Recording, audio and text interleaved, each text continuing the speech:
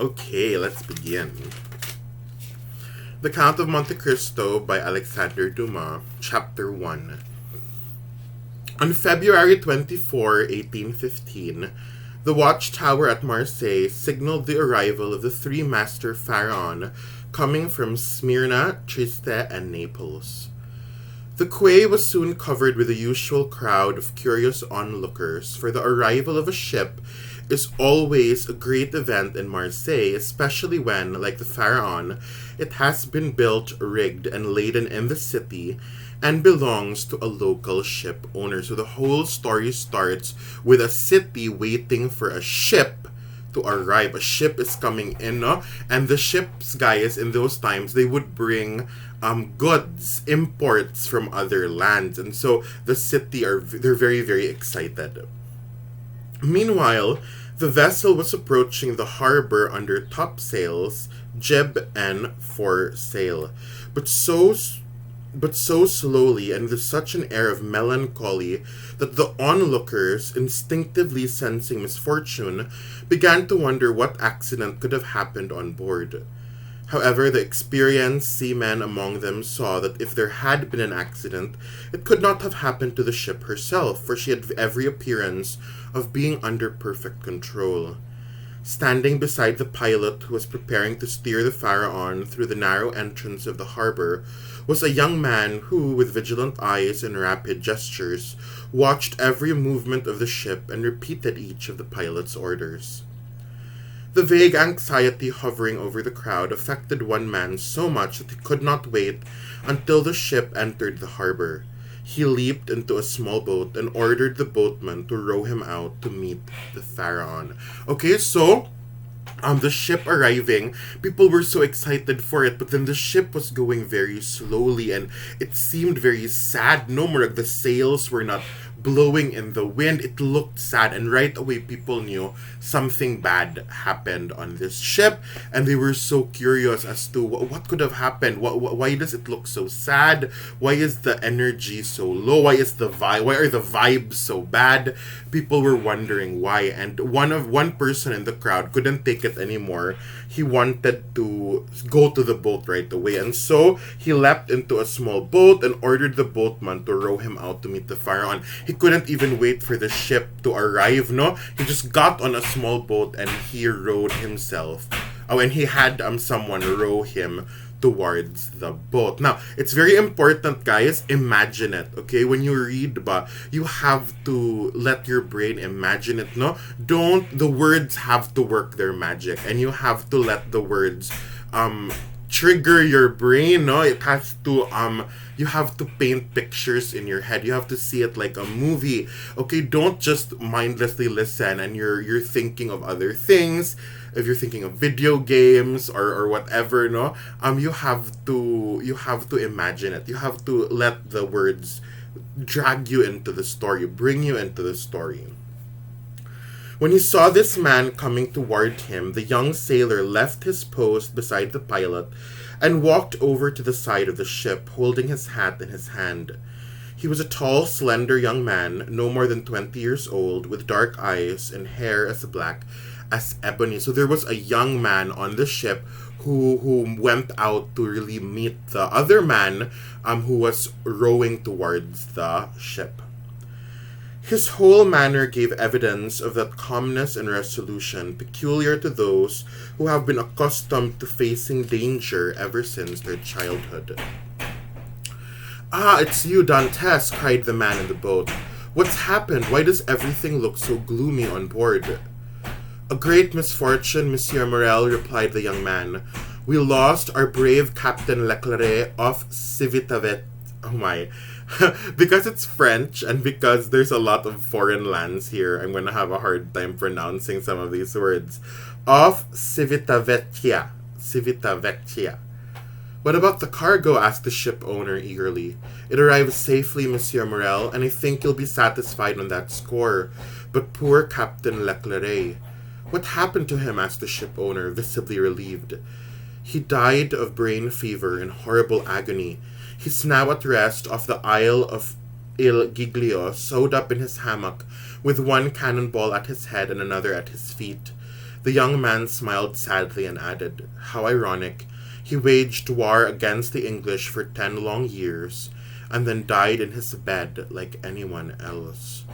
"Well, we're all mortal," said the ship owner, "and the old must make way for the young. Otherwise, there would be no promotion." Alright, so the reason why the ship was so sad was because their captain, Captain Leclerc, died, okay? And the one who's giving this information is one of the sailors of the ship, Dantes, okay? The dark-haired, dark-eyed young man, no? Who seems to be a very good sailor. He's the one who's giving the information to the owner of this ship, Monsieur Morel. Alright, so you have to start keeping track of the characters, okay, for this book. There's gonna be a lot of characters. So remember, we met 2 already. Dantes, the sailor on the ship, young, handsome, dark eyes, dark hair, okay, and then Monsieur Morel, the ship owner, and we even have Captain Leclerc, the captain of the ship, who died. He died of brain fever. As they were passing the round tower, the young sailor called out, "Make ready to lower topsails, foresail, and jib." The order was executed as smartly as on board a man of war. "Lower away and brail all." At this last order, all the sails were lowered, and the ship's speed became almost imperceptible. "And now, if you'd like to come aboard, Monsieur Morel," said Dantes, seeing the ship owner's impatience, "you can talk to your purser, Monsieur Danglars, who's just coming out of his cabin. He can give you all the information you want. As for myself, I must look after the anchoring and dress the ship in mourning." The ship owner is Monsieur Morel, did not wait to be invited twice. He grasped the line which Dantes threw to him, and with an agility that would have done credit to a sailor, climbed up the ladder attached to the ship's side. Dantes returned to his duties, while Danglars came out to meet Monsieur Morel. Danglars, okay, another character, he is the, kind of like the treasurer. He's in charge of the money, no, of the ship. The purser was a man of 25 or 26 with a rather melancholy face, obsequious to his superiors and arrogant to his subordinates. He was as much disliked by the crew as Edmond Dantes was liked by them. So Danglars, the treasurer, no one likes him, okay? People don't like him. He's kind of a snob, okay? But Dantes, the sailor, everyone loves Dantes. "Well, Monsieur Morel," said Danglars, "I suppose you've heard about our misfortune." "Yes, I have. Poor Captain Leclerc. He was a brave and honorable man. And an excellent seaman, too, grown old between the sky and the water, as a man should be when he's entrusted with the interests of such an important firm as Morel and Son." "But," said the ship owner, watching Dantes preparing to drop anchor, "it seems to me a man doesn't have to be so old to do his work well, Danglars. Our friend Edmund there doesn't look as though he needs advice from anyone." "Yes," said Danglars, casting Dantes a glance full of hatred. "He's young and he has no doubts about anything. As soon as the captain was dead, he took command without consulting anyone, and made us lose a day and a half at the Isle of Elba instead of coming straight back to Marseille." "As for taking command," said the ship owner, "it was his duty as his first mate. But he was wrong to waste a day and a half at the Isle of Elba, unless the ship needed some sort of repairs. The ship was as sound as I am, and as I hope you are, Monsieur Morel. Wasting that day and a half was nothing but a whim of his. He just wanted to go ashore for a while. That's all." Okay, so right away we see that Danglars, he's annoying, alright? He's annoying because Dantes had to take over the ship when the captain died. And Danglars is kind of like, casting shade. He's kind of trying to get Monsieur Morel, the ship owner, to kind of think that Dantes didn't do a good job as captain. He was like, yeah, the captain died, and Dantes was so feeler. He like started acting like a captain, and he made us go to an island, the Isle of Elba, and we wasted a day and a half there.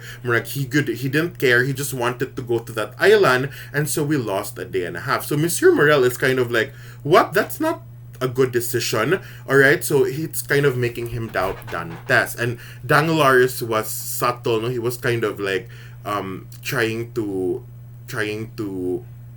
ruin the reputation of Dantes. He was low key trying to make the ship owner kind of like question Dantes. Dantes, said Morel, turning toward the young man. Come here, please. Excuse me, sir, I'll be with you in a moment, said Dantes. Then turning to the crew, he called out, Let go. The anchor dropped immediately and the chain rattled noisily. Dantes walked over to Morel. I wanted to ask you why you stopped at the Isle of Elba. It was to carry out an order from Captain Leclerc. As he was dying, he gave me a package to deliver to Marshal Bertrand there. Did you see him, Edmund? Yes. Morel looked around and drew Dantes off to one side. How is the Emperor? He asked eagerly. He's well as far as I could tell. He came into the Marshal's room while I was there. Did you talk to him? No, he talked to me, said Dantes, smiling. What did he say? He asked me about the ship when it had left for Marseille, what route it had taken and what cargo it was carrying. I think that if the ship had been empty and I had been its owner, he would have tried to buy it from me. But I told him I was only the first mate and that it belonged to the firm of Morel and Son. I know that firm, he said. The Morels have been ship owners for generations, and there was a Morel in my regiment when I was garrisoned at Valence. That's true, exclaimed Morel, delighted. It was Policar Morel, my uncle. He later became a captain.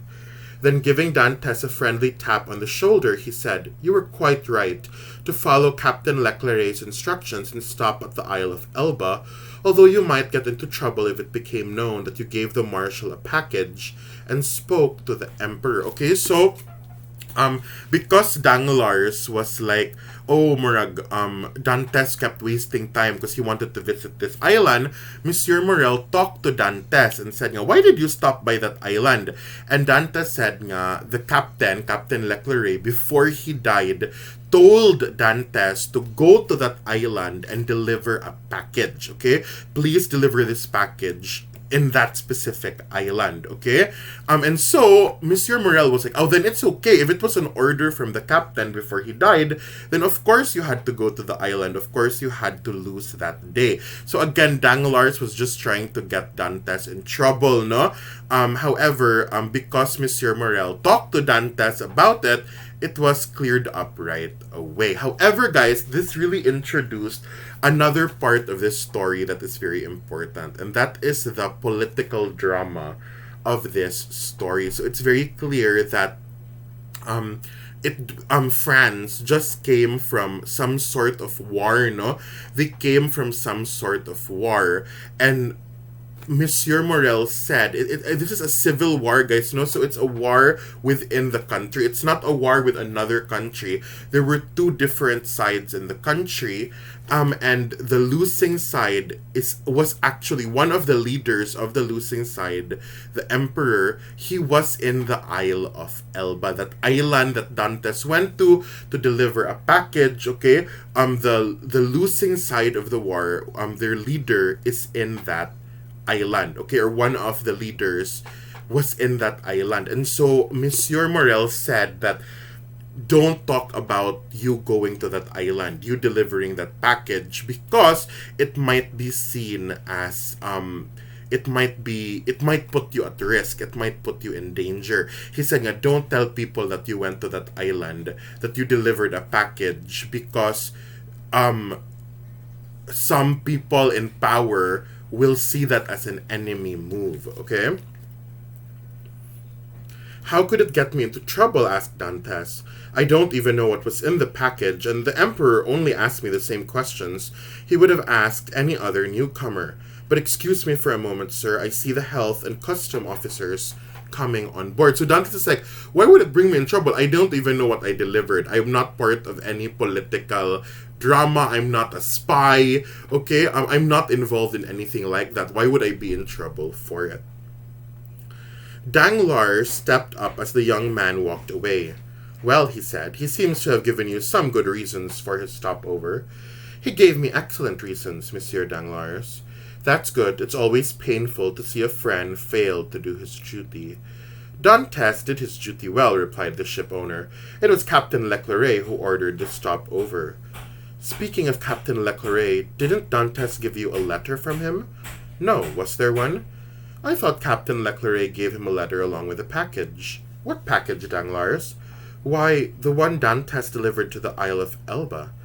How do you know he delivered a package there? Danglars flushed. The captain's door was ajar when I was passing by, he said, and I saw him give Dantes a package and a letter. Danglars is so sneaky good, okay? He's like, oh, yeah, like, Murag, there was also a letter, man, not just a package, alright?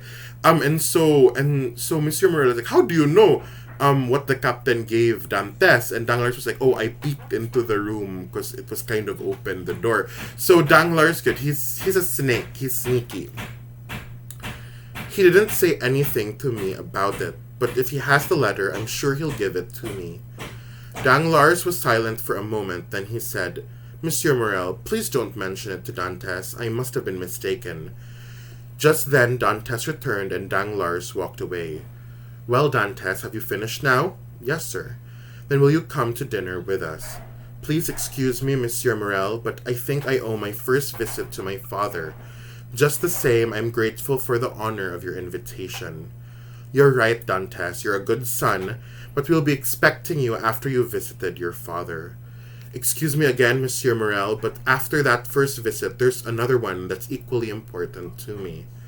Oh yes, I was forgetting that there's someone who must be waiting for you as impatiently as your father, the beautiful Mercedes. You're a lucky man, Edmund, and you have a very pretty mistress. She's not my mistress, sir, said the young sailor gravely. She's my fiancée. That's sometimes the same thing, said Morel, laughing. Not with us, sir, replied Dantes. Well, I won't keep you any longer. You've taken care of my affairs so well that I want to give you as much time as possible to take care of your own. Do you have anything else to tell me? No. Didn't Captain Leclerc give you a letter for me before he died? He was unable to write, sir, but that reminds me that I must ask you for 2 weeks' leave to get married, first of all, and then go to Paris. Okay, so, again, we really see, guys, how nice Dantes is, you know? I know there's hammering, just imagine we're really on a ship. There's hammering on a ship, so imagine that they're fixing the ship up, okay? To get into the story.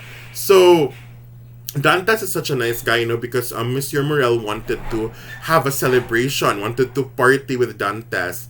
But Dantes said, I have to visit my father first, okay? I have to see my father. And then also I have to see his fiancée, see Mercedes.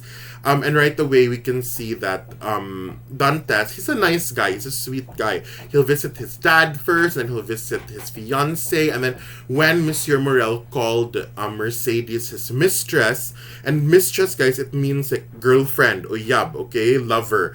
Dantes made it clear that we're fiancé, we're gonna get married, good. It's not just a shallow or a physical thing, no, with no commitment. We're engaged, we're gonna get married. She's my future wife. She's not just a girlfriend, she's not just a mistress, she's my future wife. So we see how honorable Dantes is right away, no? But then also he says he needs a 2-week break because he's going to marry Mercedes, but then also he's going to go to Paris. Very well, take as long as you like, Dantes. It will take at least 6 weeks to unload the cargo, and we won't be ready to put to sea again before another 3 months or so. But in 3 months, you'll have to be here. The Pharaon, continued the ship owner, patting the young sailor on the shoulder, can't leave without her captain. Without her captain? Cried Dantes, his eyes flashing with joy.